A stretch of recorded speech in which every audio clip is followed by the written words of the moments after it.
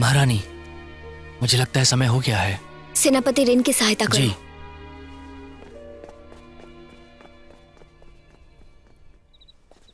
उम्मीद है महारानी सबके लिए तैयार होंगी। तलवारबाज, हमारी मदद कीजिए।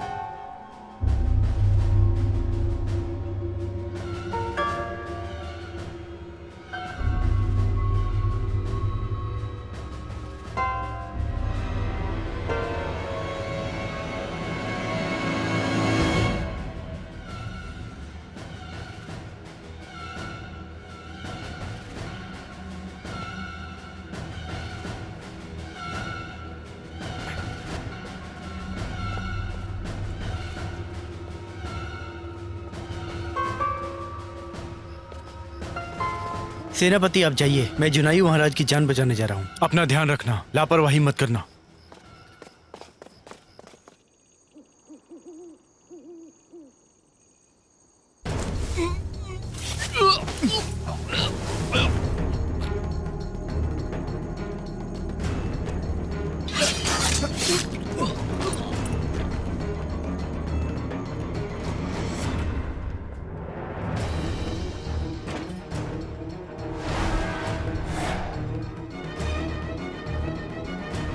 यांगो, तुम मेरे सैनिक थे लेकिन मेरे विरुद्ध चले गए। बाहर निकलो, मैं तुम्हारी जान ले लूंगा।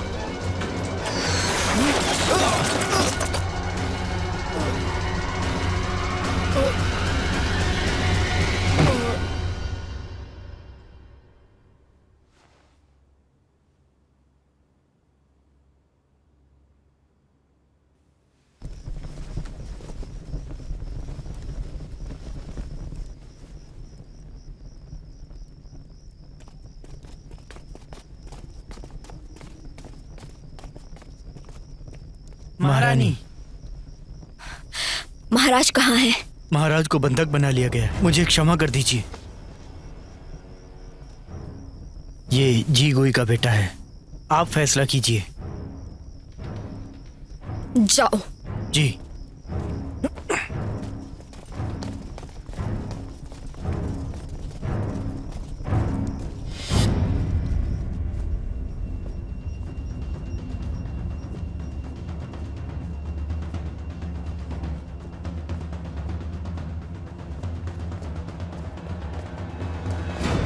सेनापति जी, राजकुमार हमें शहर में कहीं भी नहीं मिले हैं।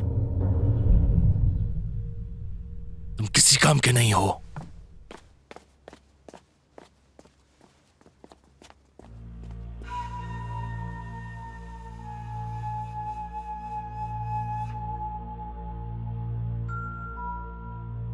अगर राजकुमार को बंदी बना लिया होगा तो मैं उसकी सुरक्षा की देखभाल करूंगा। बहुत बढ़िया, मैं तुम्हें जाने दूंगा। लेकिन अगर मेरे बेटे की तबीयत खराब हुई तो मैं तुम्हारे और तुम्हारे पूर्वजों के शहर को निस्तनाबूद कर दूंगा।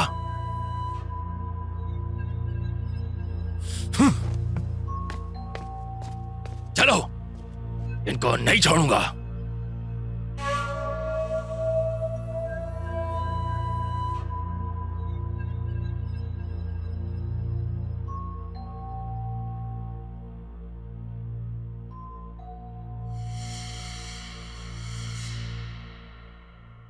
सेनापति जी, महाराज ने शहर छोड़ दिया है।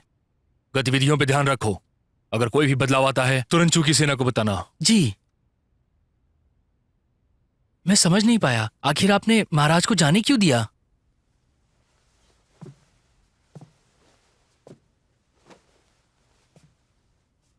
महाराज को यहाँ मारने से चूरसेना का विश्वास नहीं मिलता, इसीलिए छोड़ दिया। मेरा बेटा बीमार है, अगर उसे कुछ होता है तो इसका दोष पूर्ण रूप से महाराज पे जाएगा। अगर चूरसेना आती है तो मुझे राज पे आक्रमण का कारण मिल जाएगा। हम महाराज के बदले राजकुमार को मांग सकते थे ना। महाराज नेक दिल आदमी है, वो मेरे बच्चे को नहीं मारेंगे। अगर मैं उन्हें यहाँ मारता हूँ तो मेरा बच्चा भी नहीं बच पाएगा। सेनापति जी, आप निश्चित हैं कि आपका बेटा वहीं बंधक है? जैसे ही महाराज यहाँ से जाएंगे सभी की सभी चीजें एकदम साफ हो जाएंगी।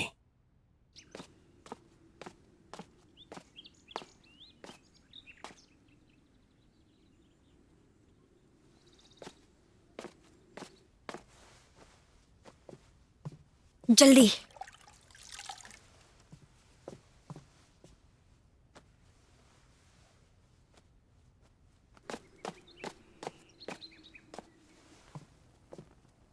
महाराज, महाराज, आप ठीक हैं?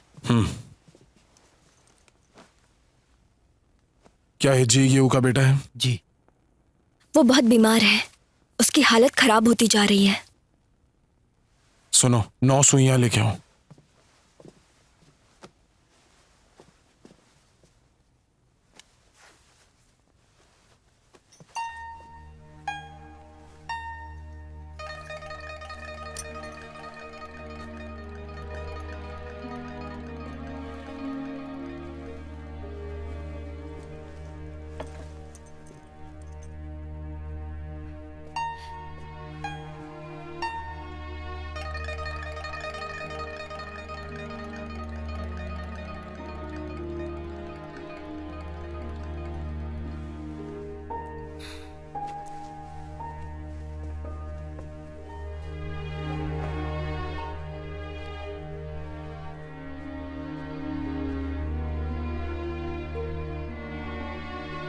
अगर दर्द सर से पैर तक है तो इलाज नीचे से शुरू करना होगा ताकि जहर ना बढ़े।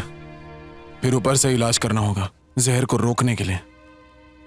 और अगर दर्द पैर से सर तक है तो पहले इलाज ऊपर करना होगा ताकि जहर ना बढ़े। फिर नीचे से इलाज करना होगा जहर को रोकने के लिए। उसकी बीमारी ठीक हो जाएगी। कल मैं सुबह पहाड़ी पर जाऊंगा औषधि लाने के लिए, जिससे वो ठीक हो जाएंगे। जी गुनी इतना महान नहीं, शायद आप भूल रहे हैं उसने क्या किया था। तुम दूरदर्शी नहीं हो। हमने तब हमला किया जब वो तैयार नहीं थे। एक असली योद्धा ऐसे नहीं करता। राजकुमार को एक बीमारी है, हम उन्हें ऐसे मरने के लिए नहीं छोड़ सकते। मेरे पिताजी की मौत की वजह मुझे पता नहीं, तो किसी निष्कर्ष पर मत पहुंचो। आप बहुत ही उदार हैं। उसका इरादा बुरा है। अगर वो कोई छल करता है तो बहुत कुछ बुरा हो जाएगा। तुम्हारी इस मदद के लिए शुक्रिया। काश कि मैं आपको कोई बारिश दे पाती तो आपकी सारी मुश्किल खत्म हो जाती। सुनो महाराज, आप आराम कर लीजिए।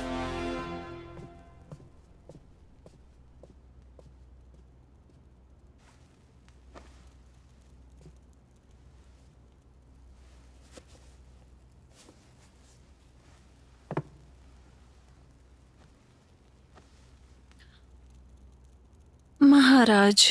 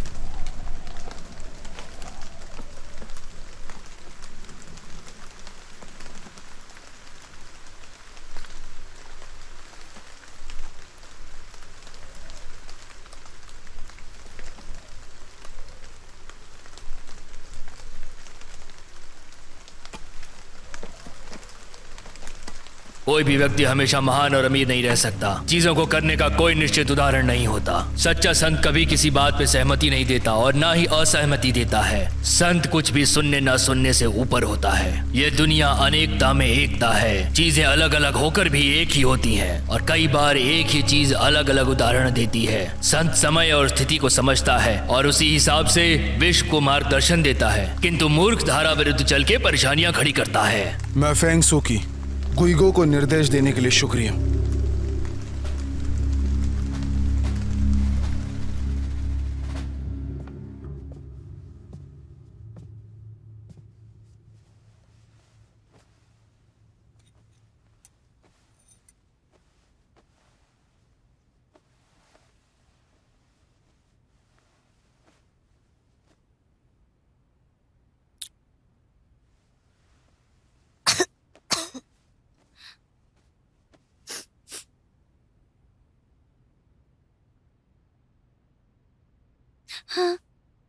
बचाने के लिए शुक्रिया।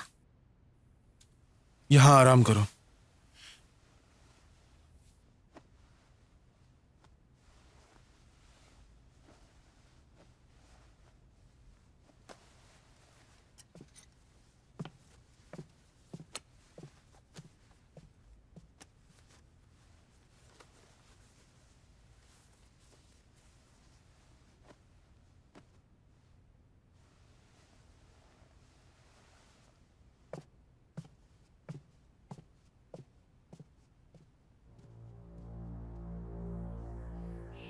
जी कोई तुम्हें वापस बुला लेता, लेकिन उसने अपने बेटे को नजरअंदाज किया। ये विश्वास नहीं होता। एक शेर भी अपने बच्चे को नहीं खाता है।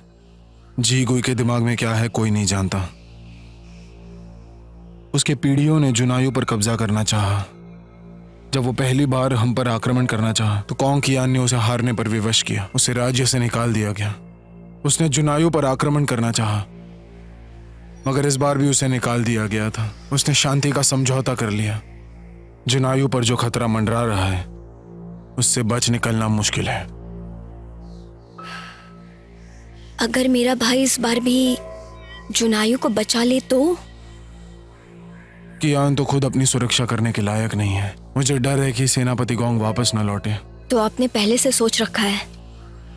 फिर तो बिल्कुल ऐसा ही होगा। अगर तुम मेरी बात समझ रही हो, तुम कियान की मदद पाने के लिए जोर क्यों दे रही थी? जिंदगी और मौत के लिए। हम यहाँ बैठकर इंतजार तो नहीं कर सकते मौत का। ऐसा कोई नहीं है जो हमेशा सम्मानित हो। ऐसा कोई नहीं है जो मंजिल तक पहुंच जाए। एक संत किसी बात के लिए यूं ही दूसरे से सहमत नहीं होते।